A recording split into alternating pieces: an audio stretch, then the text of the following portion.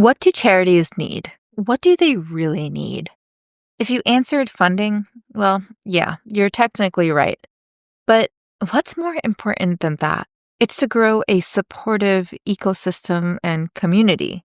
Today, I'm speaking with Jeremie Mani, who is doing exactly this by recruiting every single podcaster he knows into a movement called Podcasthon. So if you're a podcaster, know someone who is, or know a charity that needs to be shown off to the world, you're going to want to get in on this.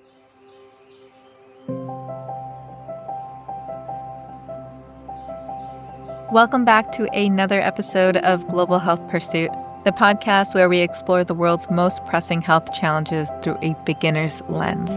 I'm your host, Hetal Baman, a biomedical engineer turned social impact podcaster, and today's episode is a little bit different because its guiding principle is to serve any and all causes worldwide.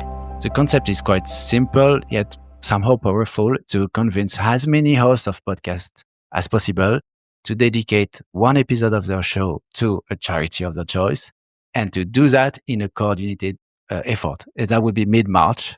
So during a span of 7 days, from the 15th of March, 2025 to the 21st of 7 days, in which we expect over 1,000 of podcasters worldwide. It's a global movement called Podcasthon, and it's driven by a simple mission: to unite podcasters in making a positive impact on the world, and to use the power of podcasting to raise awareness and support for important causes. We'll talk more about how and why Jeremie and his co-founders took this idea and went for it. But first, I had to know, was he always this altruistic? I won't lie to you. I won't say that when I was young, I wouldn't say that my objective, my goal was to create something very positive, to have an impact, to build bridges between communities. It was not really the case. I mean, as many young adults at that time, I was more focused on the start of my own career. That's Jeremie Mani, a seasoned digital entrepreneur with over 20 years of experience in the digital landscape. I don't know about you, but it felt refreshing to hear him say that building a social impact business was not really top of mind from the very get-go. I mean, unless you've experienced or witnessed real inequities, you're usually focused on two things: building your career and, two, making the money. As a young adult, he witnessed the dot-com boom in the late 1990s.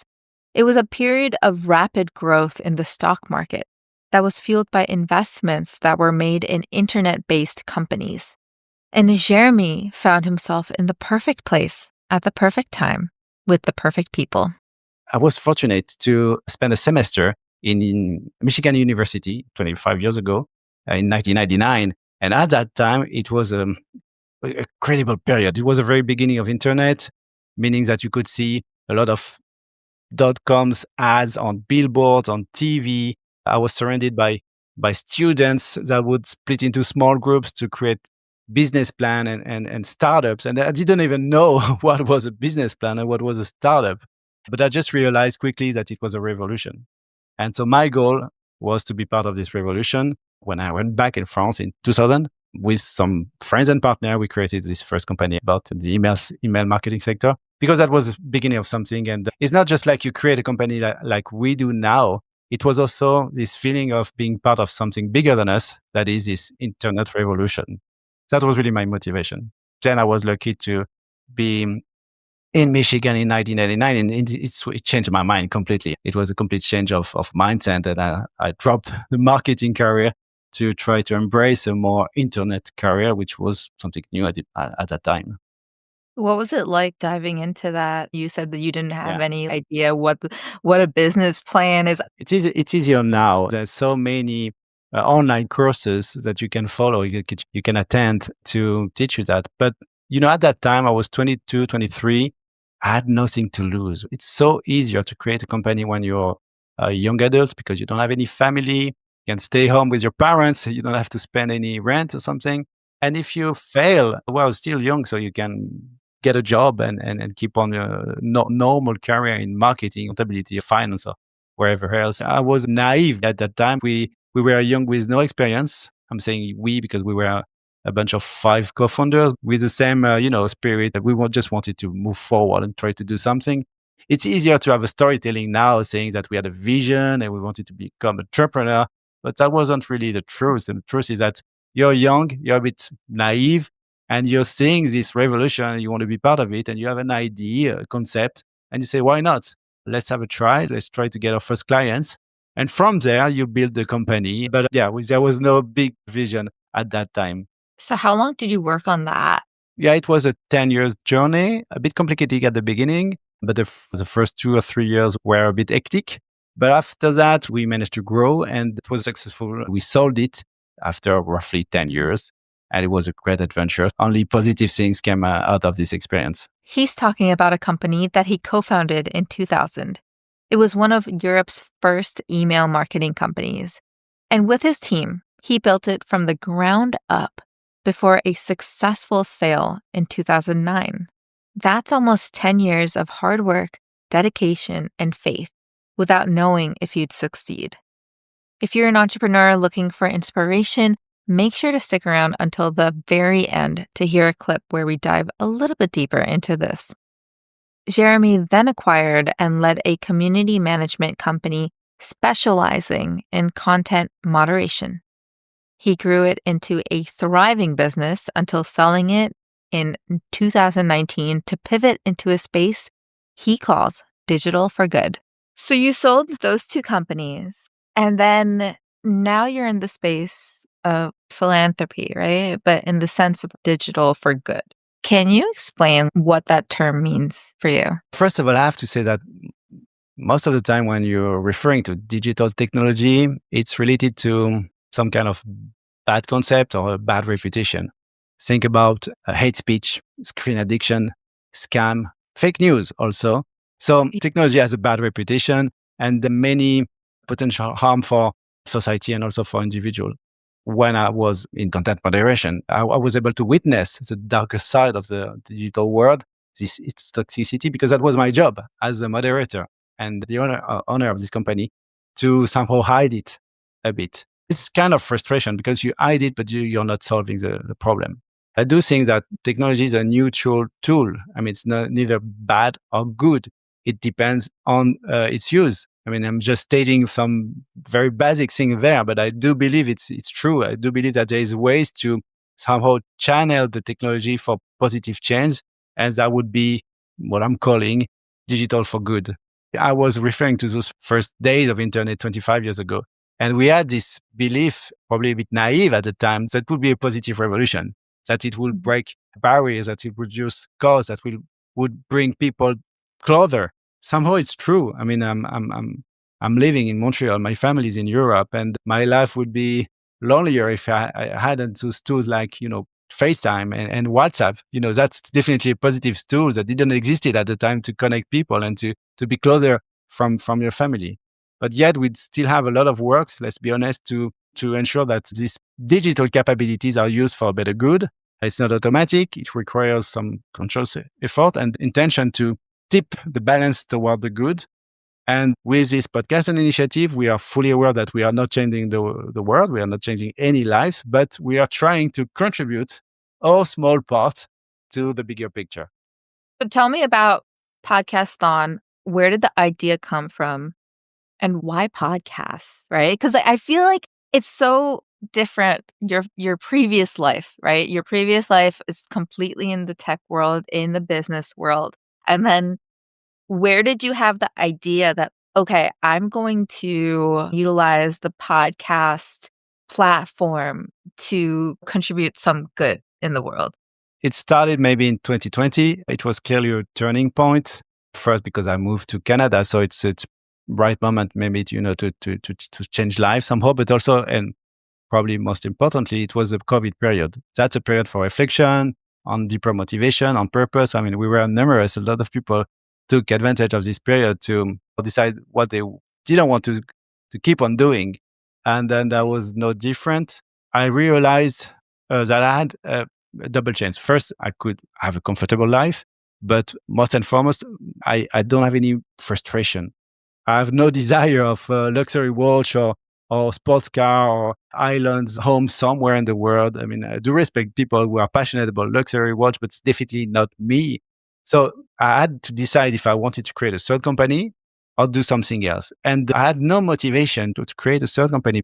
I mean, most of the time when you create a company, it's to make money, right? But if you don't need more money to buy new things, what's the purpose? Don't get me wrong. I'm no Bill Gates. I'm not Sam Altman. I mean, if those guys are playing in major league, that would be I don't know, a double A or minor league player. But that's enough to accumulate enough wealth and to have a comfortable life.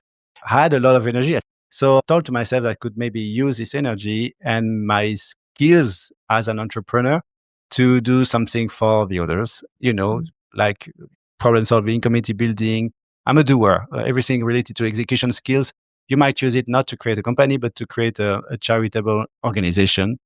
And that's where all started. But before arriving to this idea and concept of Podcasthon, we tried different things. The first thing we tried, and I'm saying we because I have a co-founder and friend, Yves Delnat. I'm pleased to name him because we were two in this venture.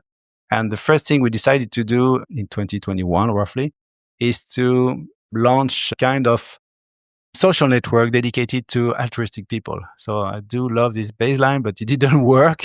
I mean, it worked in some point because we managed to have a lot of press coverage, media coverage, and was really positive. But we knew it would be complicated to bring together enough people to have an impact. And we didn't manage to do it, to be honest with you. When you say social network, what do you mean by that? Like a Facebook? A bit different. And it's related to the question about technology. I mean, hate speech, fake news have to be counterbalanced by positive stories. I mean, there are a lot of very inspiring stories everywhere, but we don't focus on them because it's normal. Press and media will always focus on two people arguing instead of insisting on hundreds of people working together to build something. It's human nature. We just focus on negative things. We are more stressed by negative things than attracted by positive things. We are more stressed by negative things than attracted by positive things. What Jeremie is referencing is something called a negativity bias. It's a psychological tendency to give more weight to negative experiences than positive ones, even when they're of equal intensity. In an article by the Decision Lab, they speak about how deeply this bias is wired into our brains. For example, think about receiving 10 compliments in a day, but focusing entirely on the one piece of criticism. This is negativity bias. This bias didn't just appear randomly. It has evolutionary roots. Our ancestors needed to focus on threats like predators or poisonous plants because ignoring them could honestly mean death. Our brains are developed to prioritize dangers. And because that survival mechanism is still with us, our brains sometimes make us feel like failing an exam is the same thing as the world ending. Raise your hand if you felt that way. According to the article, this bias affects decision-making, relationships, and even societal trends. Media, for instance, thrives on negativity because it grabs our attention more easily. Headlines often emphasize fear, danger, or conflict, reinforcing a skewed perception of the world. This helps explain why constant exposure to negative news can make us feel like everything around us is falling apart, even if things are improving in many areas. For example, did you know that only 9% of the world's population live in extreme poverty? In 1980, this number was actually 40%. Most people don't know this, and this is because the news tells us otherwise. We were told that around 100 million people were pushed into poverty during COVID, which was, of course, devastating. But as you can see from a graph taken from ourworldindata.org, there certainly is an uptick, but it's not as significant as we would think it to be. Trying to break people's natural negativity bias and encouraging people to actively share positive and good stories was an uphill battle that Jeremie and his team faced. He would say it was even naive, and it created a need to pivot. The naive concept behind that was to bring together enough people to promote, to share, to amplify the visibility of those inspiring stories. So there was a first thing of spotting the stories. So there could be videos and or articles, and then sharing that to the communities. But we wanted to create a community of people searching actively for positive content and deciding actively to share them to amplify the visibility of those content and then counterbalance the negative sides of the internet by some positive content. Well, that was very theoretical and it didn't work the way we would like, but it was a great experience. I learned a lot from there.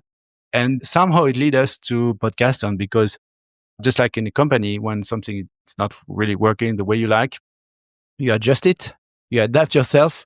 We wanted to do something for charities. You may have heard about this telethon concept on TV. I don't know if it's very popular in US and elsewhere in the world, but that's, that's when on TV you have a charity and you ask people to donate for charity and create content by showcasing people that desperately need this cause to be solved and things like that. So we were kind of inspired by this event on TV, and somehow I thought to myself, what would be a charitable event in the podcasting industry? That's really the basic question.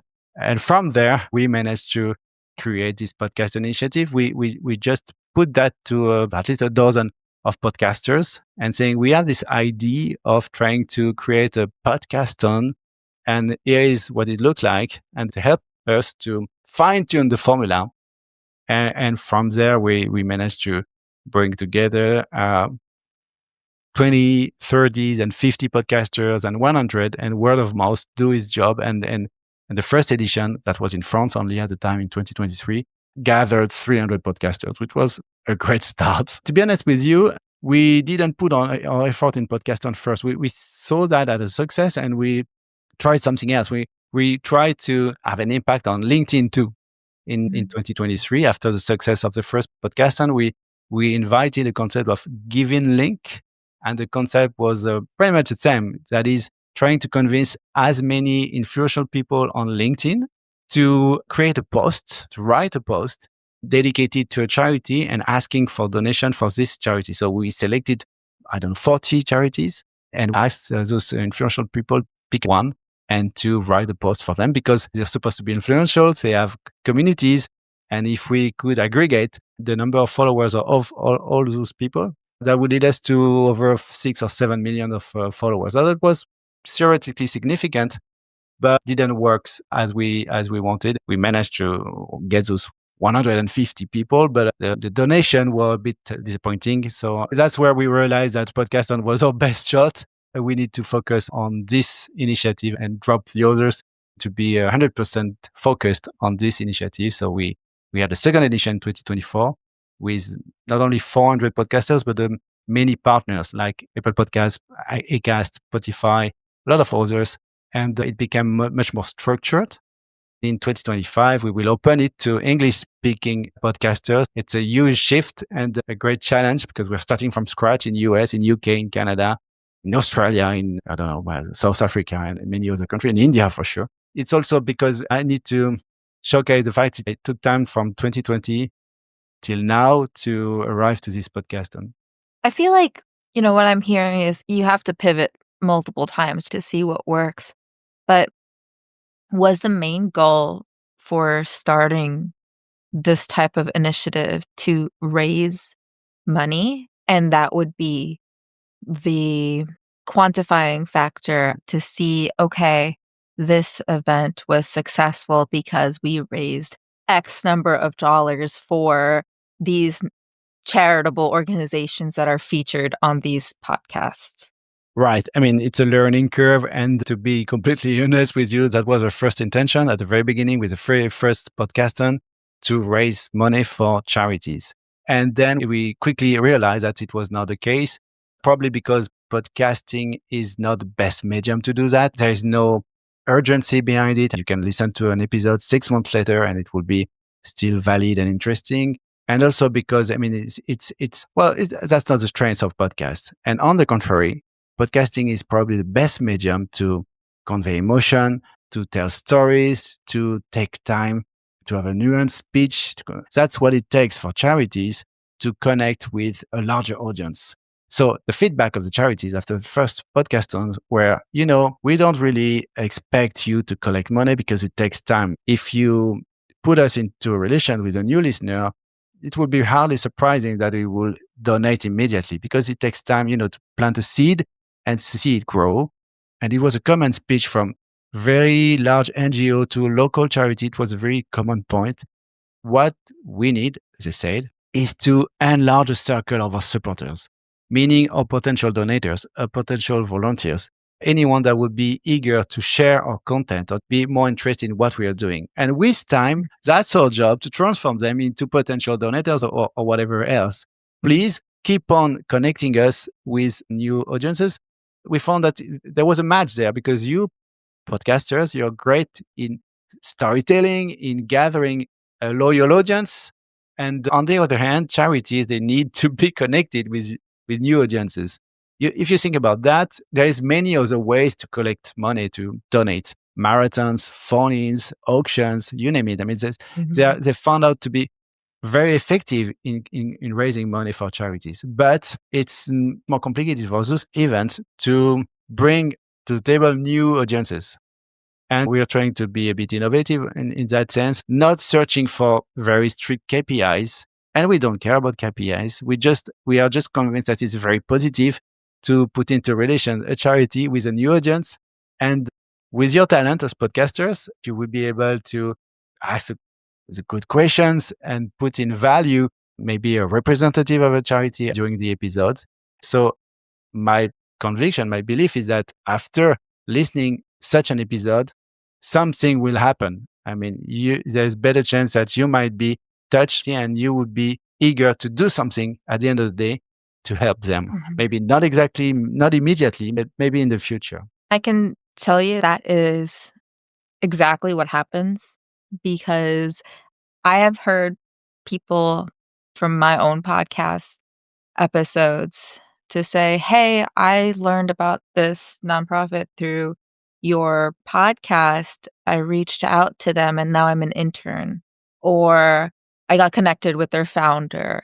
Or I've learned something new about this issue. I think that's what you're saying. You want to plant the seed in whatever cause you're talking about within that specific episode.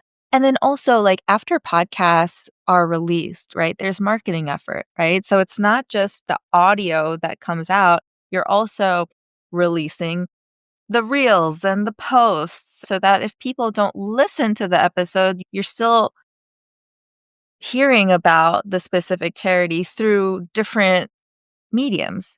The podcast is just the centralized thing, and then everything else kind of comes out of it. Podcasters are a great community.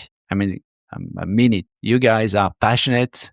Most of you maybe don't make money out of podcasts. It's more passion things. And when you combine passion on the one hand and charity on the other hand, it's a great combo. I mean, and most of the time those podcasts on episodes are just great. I mean, so inspiring. I know inspiring is a word that we use so many times and probably too often, but I mean, I have so many anecdotes and so many episodes in mind where I was personally moved, touched, and well, I do believe that when you listen to such episode with the heart, because it's done with the heart and with passion, you definitely want to be closer to this specific charity, because that's really a medium with intimacy, with connection. It's almost like we are talking on one-on-one conversation. Even though you're listeners, it feels like podcasters are talking to you or just in front of you.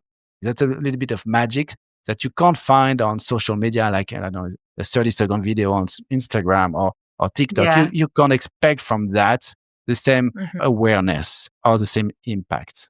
It's a commitment. You're committing 30 minutes to 2 hours a day, and you obviously think that you're going to get something out of it. Once you say, oh, I love this podcast because of the host or the topics, then you become like a companion. Podcasting is such a companion medium where you're washing the dishes, you're listening to something, you're walking, you're listening to something, you're driving, you're also listening to something. You're bringing it along with you like a companion.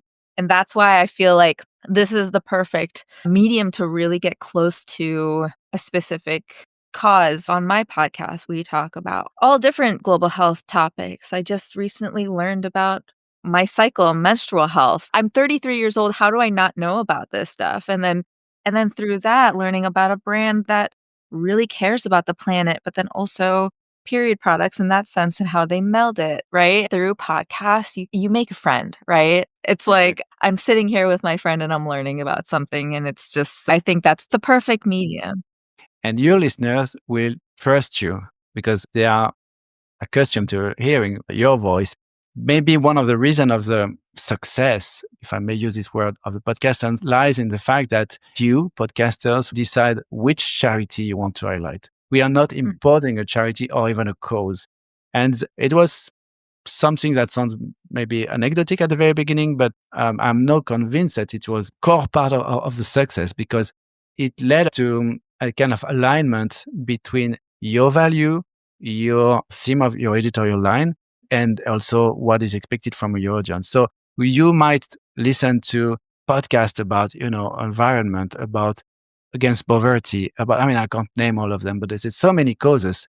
And there would be a huge diversity of theme and causes addressed in this podcast by at least one podcasters. So there is room for everyone, but most of them there would be a bit of your heart into it because you're choosing as a charity. So that's not something you do because you've been asked to, but because you do believe it's a good thing to promote, to highlight this specific charity instead of others.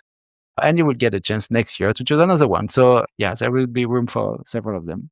So when is Podcasthon happening? What is the plan? You're saying you're gathering all of these podcasters who care about specific causes. How is all of this structured?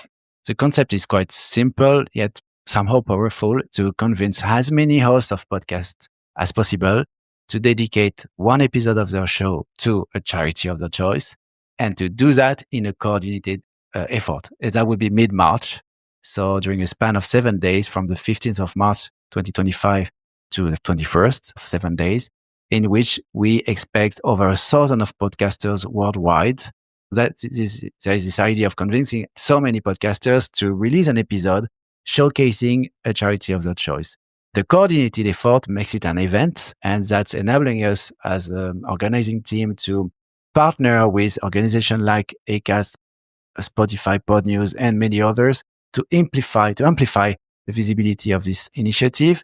And in this platform, podcasthon.org, will be listed all the episodes, country by country, language by language. For the moment, it's just French and English, but that would be part of a future plan maybe to extend it to other languages. So in 2025, you can expect over 1,000 episodes from different countries promoting different kind of charities. And we hope that many, many curious people will connect to this platform and discover those episodes. And obviously, all those podcasters will promote their own episode through their own platforms. And that would contribute to the atmosphere and the enthusiasm around this initiative. It's all about raising awareness. That's really the core objective. The main objective is to raise awareness. We believe that it's the main strength of podcasting, and that's what charity needs. We are expecting millions of hours of impactful audio content. We don't know exactly. We'll never know, to be honest with you, but that's not the point. The point is that we managed somehow to bring together a community of value-driven podcasters, coordinating their efforts to create this event. And we want to thank them because it takes time to create an episode. It's always great when they can take some time to participate to such a nonprofit initiative. Yeah. So if you're listening to this and you have a podcast and you have a charity that you want to feature, there's so much time to register. There is 2 registration links. I just wanted to insist on the point you were saying, because if you're a charity too, you might be tempted to shout out and say, hey, here we are. We want to be invited at the mic. And we do have a form for that. So that will be on our platform. Then you can just register yourself.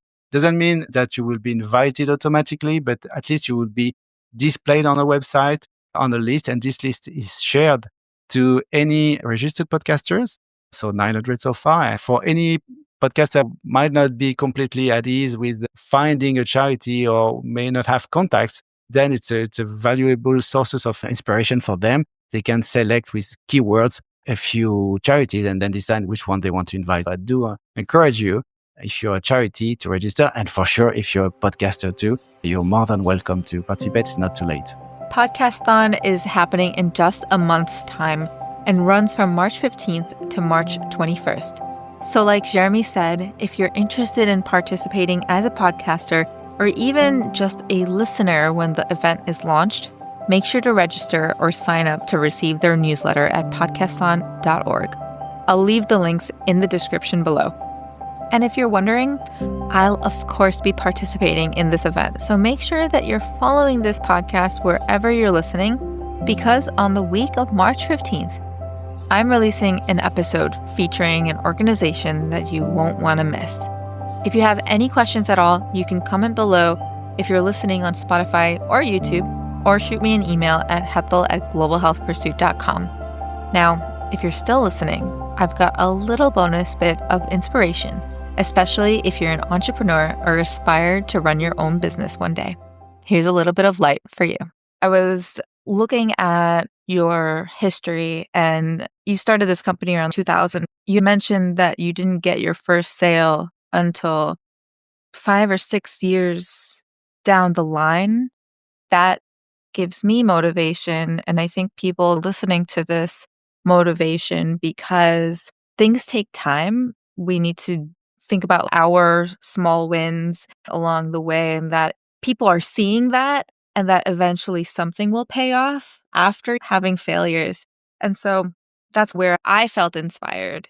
Yeah, I mean, it would be easy for me to tell a story about my career and saying it started 25 years ago and I could sell 2 companies and was a successful entrepreneur, but that's not exactly how it worked. If you look at details, if you have a closer look at it, I can confess that, for example, after 2 years or 3 of being entrepreneurs, I was about to stop and quit because it was not working the way I wanted, and it was more complicated than I thought. So it was tempting, to just do something else and quit. Thankfully, I didn't do it, and I kept on. And at the end of the day, it became a success. It takes flexibility, it takes patience, it takes trying things, not to stick to the original plan. Just move forward, just move. And you will meet people that will change the curb of your company, that will give you ideas. You will meet people that will become potential clients and help you develop your company because they will trust you. You will recruit people maybe that will completely change the mindset of your company, as long as you're moving things with a positive outcome. So that's really a learning. Trust yourself, but be flexible. Don't be stubborn, and just move forward. It's a question of, you need to listen to people, but take decisions. It doesn't mean you have to do what people tell you, but it's good to listen to people, because that you can get inspiration from that. You can see your situation from a different angle and make new choices that will prove efficient in the long run.